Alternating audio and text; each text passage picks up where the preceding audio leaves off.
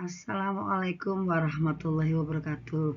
Anak-anakku, kita bertemu lagi pada semester 6 dengan bab yang berjudul senyawa turunan alkana. Namun pada saat kalian kelas 11, senyawa karbon atau waktu itu senyawa hidrokarbon belum kita perkenalkan karena dalam suasana yang COVID ya pada saat itu.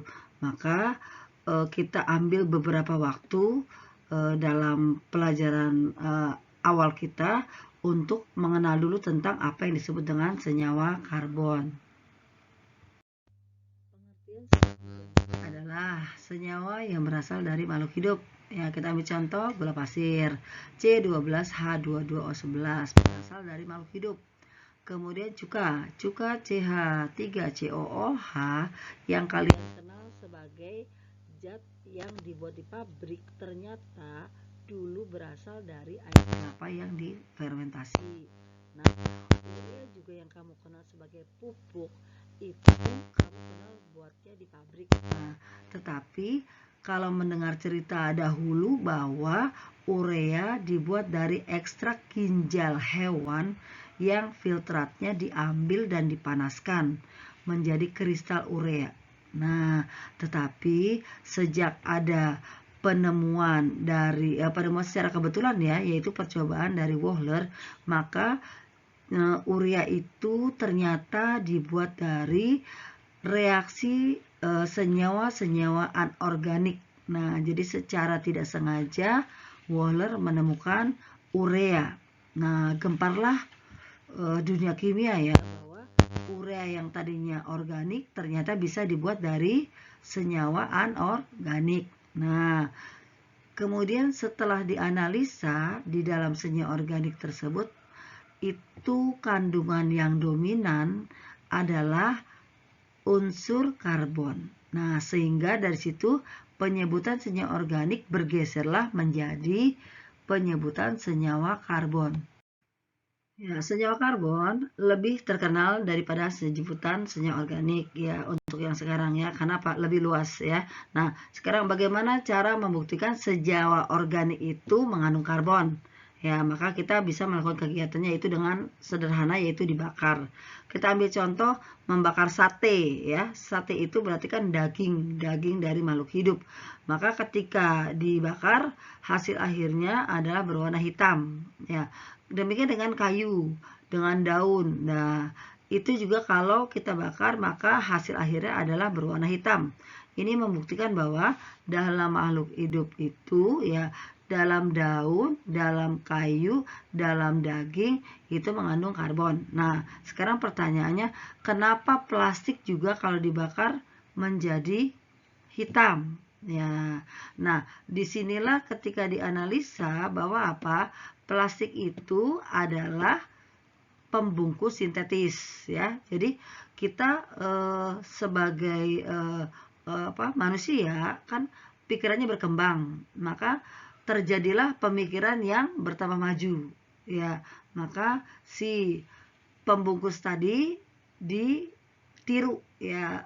Jadi daun itu ditiru ya, ditiru bagaimana kalau misalkan ada pembungkus yang lebih kuat lagi. Nah, makanya ditemukanlah plastik ya, dimana plastik kalau misalkan kita bakar pun mengandung atau berwarna hitam. Nah, ini membuktikan bahwa plastik mengandung karbon. Deskripsi senyawa karbon ya. Senyawa karbon itu sebagai pedoman kita bisa memahami seperti ini. Senyawa organik sudah pasti senyawa karbon. Tetapi senyawa yang mengandung karbon belum tentu senyawa organik. Nah, kemudian mengapa senyawa organik disebut senyawa karbon? Ya, alasannya karena banyak senyawa organik yang sudah ditiru atau senyawanya disintesis ya. Dan senyawa yang disintesis itu ternyata mengandung komponen yang dominan mengandung karbon. Sebagai contoh adalah pembungkus, yaitu daun dan kertas adalah senyawa organik asli ya. Tapi ternyata sudah ditiru atau ada senyawa sintesisnya seperti plastik dan styrofoam. Demikian rasa buah. rasa buah, duren, pisang, apel itu adalah senyawa organik. Namun dalam pelajaran kimia ternyata ada kelompok ester yang bisa memberikan rasa sintetis. Ya, demikian dengan pakaian. Pakaian itu adalah sutra atau wool. Nah, itu sebagai senyawa organik, tetapi tiruannya ternyata banyak pakaian yang menggunakan serat sintetis. Ya, demikian penjelasan daripada kenapa senyawa organik bergeser namanya menjadi senyawa karbon. Senyawa karbon sangat istimewa. Ya, jadi karbon ini adalah unsur yang mempunyai ciri khas. Nah, mengapa dia disebut dengan senyawa karbon? Karena senyawa-senyawa yang kita pelajari ini dominan mengandung karbon. Nah, sekarang kita harus kenal dulu. Berarti apa sih ciri khas daripada atom karbon itu? Ya, dikenal dengan istilah kekhasan atom karbon. Yang pertama adalah mempunyai 4 elektron valensi. Ya, kita perhatikan baik-baik pada konfigurasinya dengan nomor atomnya 6, yaitu 2 dan 4. Elektron valensinya 4. Maka dengan Lewis bisa digambarkan seperti yang kalian lihat di situ. Nah, akhirnya kita menyimpulkan bahwa karbon mempunyai 4 tangan. Itu yang ciri khas pertama. Kemudian ciri khas kedua adalah sesama karbon ternyata dapat membentuk suatu rantai. Ya, kalian bisa lihat di situ ada karbon yang 3 berjajar, nah, bisa 4, bisa 10 dan seterusnya. Ya, itu hanya dimiliki rantai-rantai tersebut oleh karbon. Ya, makanya karbon ini sangat khas. Ya, dia bisa berikatan dengan sesama karbon, bisa juga berikatan dengan H, bisa juga berikatan dengan O. Nah, tapi yang bisa membentuk rantai hanya berikatan dengan sesama karbon. Sesudah kita mempelajari tentang kekhasan atom karbon, maka kita lanjut dengan posisi atom karbon, ya, di mana posisi atom karbon ini memiliki 4 macam, yaitu C primer, C sekunder, C tersier, dan C kuartener. Ya, kalau C primer itu jika karbon mengikat satu karbon lainnya, atau kita bilang tetangganya satu. Kemudian kalau C sekunder itu adalah karbon mengikat 2 C lainnya. C tersier itu berarti C mengikat 3 C lainnya atau tetangganya 3. Nah, yang terakhir adalah C kuartener. Itu adalah C mengikat C yang lainnya sebanyak 4 buah. Ya, sehingga kalau kita lihat dari contoh yang digambarkan di situ, C primer dituliskan sebagai CH3, CH3, CH3 dan seterusnya, ada 6 jumlahnya. Sedangkan untuk C atau karbon sekunder dituliskan sebagai CH2.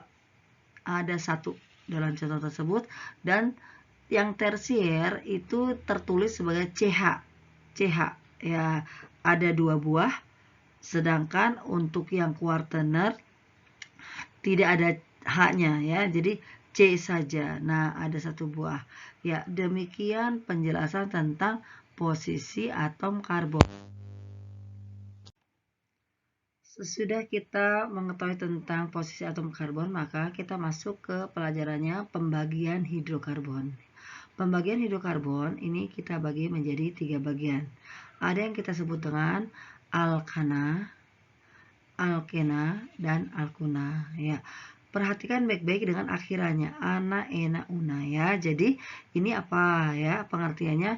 Jika rantai C dengan C berikatan tunggal, jadi C dengan C-nya itu tunggal semua ikatannya, maka disebutlah sebagai alkana. Kemudian kalau rantai C-nya, ya, rantai C dengan C dengan C dengan C dan seterusnya, tetapi ada satu buah yang berikatan rangkap 2, maka kita mengenalnya dengan senyawanya alkena, ya akhirannya ena. Nah, satu lagi yaitu apa? Kalau seandainya rantai karbonnya yaitu ikatan C dengan C dengan C dan seterusnya, itu ada terlihat ikatan rangkap 3 satu buah, maka senyawa itu disebut dengan alkunam.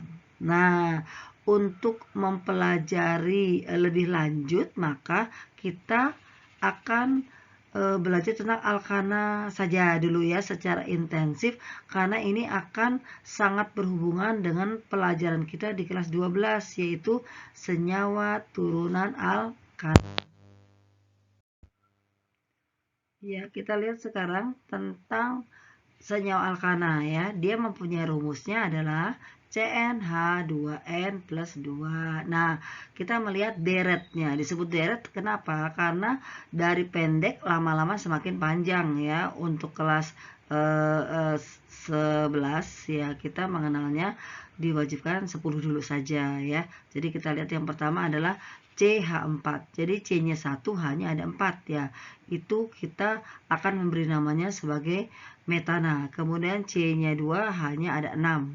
Dan seterusnya. Kalian lihat di sini ada gambar di mana pada saat kita sampai di C kelima, maka ada penulisan penyingkatan daripada CH2-nya 3 kali.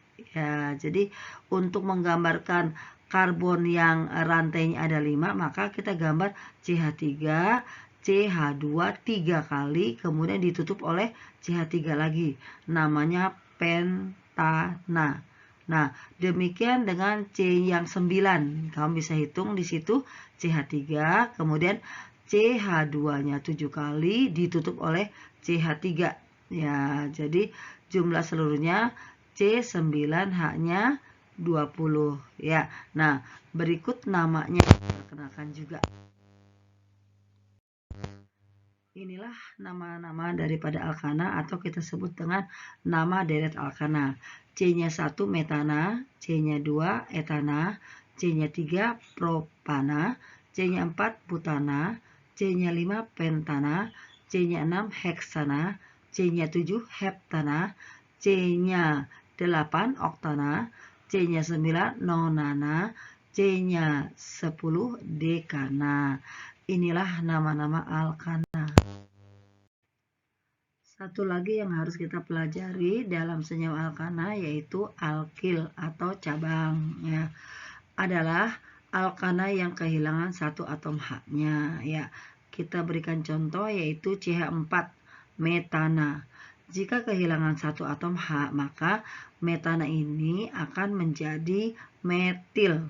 Ya, terlihat pada gambarnya adalah strip CH3, di mana strip atau tangan yang satu ini digunakan untuk menempel pada rantai utama. Contoh berikutnya adalah C2H6. Jika kehilangan satu atom H, maka menjadi C2H5 dengan tangan yang masih kosong satu buah. Nah, disebut dengan etil. Nah, tangan yang kosong itu digunakan untuk menempel pada rantai utama ya.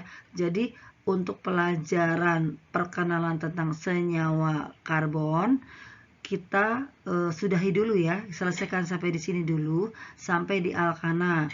Untuk tata nama lengkapnya kita akan ketemu di pertemuan berikutnya. Sampai di sini. Assalamualaikum warahmatullahi wabarakatuh.